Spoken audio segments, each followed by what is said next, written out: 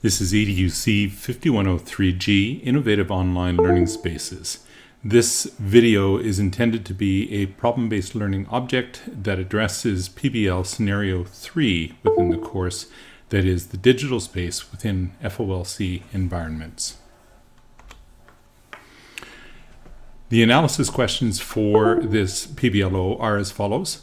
Number 1, what are the characteristics of the digital space, DS, within FOLC environments?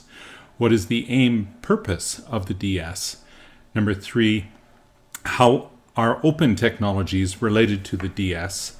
And number 4, how can AI be integrated into FOLC type environments? As you can see from the diagram, the digital space is depicted at the center of the FOLC model. There are a couple of pieces that you might want to take a look at.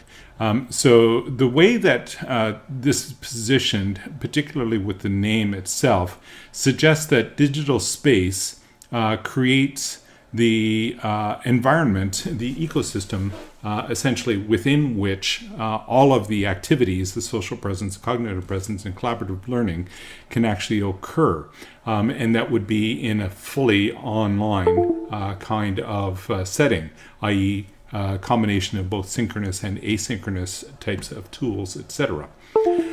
However, if you take a careful look at the actual diagram itself, there are spaces outside of the digital space on either side of the oval that signifies the digital space.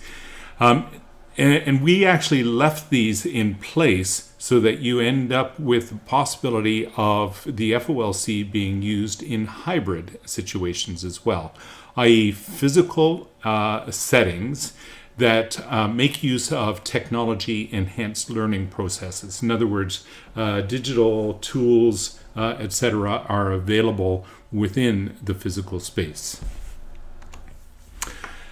The digital space within FOLC environments is defined by a number of characteristics. They're co-created virtual learning. It's a co-created virtual learning environment consisting of various applications that address the requirements of the task at hand. The digital context is a powerful mediator and potential amplifier of social presence and cognitive presence. The FOLC offers well-established practices for the selection and use of digital affordances, and digital space is purposefully created by all community members. So this goes back to the co-created piece right at the beginning, whose chosen applications and platforms significantly influence the kinds of interactions that occur. The nature of the tasks changes in the context of FOLC type environments from a narrative style to an investigative problem finding and solving orientation. The types of applications chosen that should shift, or as Jonas in 1992 states it, we should focus less on developing sophisticated multimedia delivery technologies and more on thinking technologies, those that engage thinking processes in the mind. And AI tools such as ChatGPT can be applied to specific domain or field by directly inputting data sets into the application or directing the created prompts to address the appropriate field. FOLC learners must be able to program or code the AI applications in appropriate ways, which in this case require prompts that must be carefully constructed to produce meaningful results. And that's taken from Barber, Van Osveen, Childs, and Sykes. It's a submitted chapter entitled Disruptive Innovation in Online Communities, Designing Digital Learning Environments for a New World Order.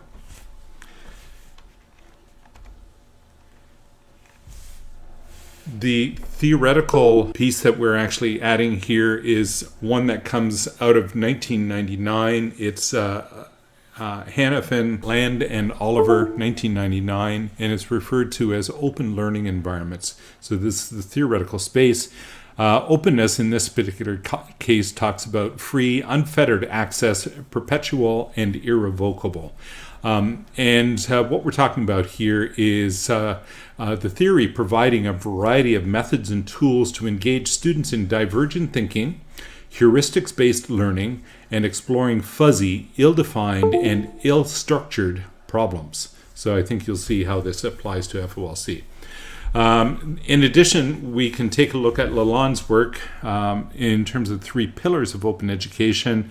Open educational resources. These are resources that are usually licensed under Creative Commons, but they're freely available. You can restructure them, you can copy them, you can modify them, etc. Usually it's under the auspices of providing attribution for the original ideas. Open pedagogy are those ideas or those kinds of techniques, activities that you engage in that go beyond a particular course or classroom, etc., so that they are applicable in the world outside of the actual educational institution.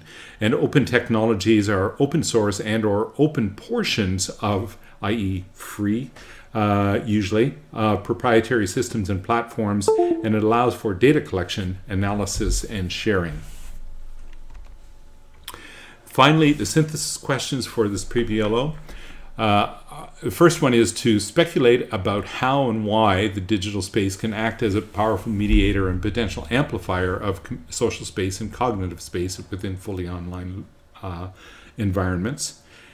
Number 2, what is the nature of the digital space affordances that assist in developing a true and democratic learning community? Number 3, what is the relationship between digital tool affordances and the tasks that must be accomplished within fully online learning community environments, and why? And number 4, how might AI tools be integrated as part of the digital space? What considerations might be instituted to mitigate the ethical concerns associated with these tools? And that brings us to the end of this PBLO.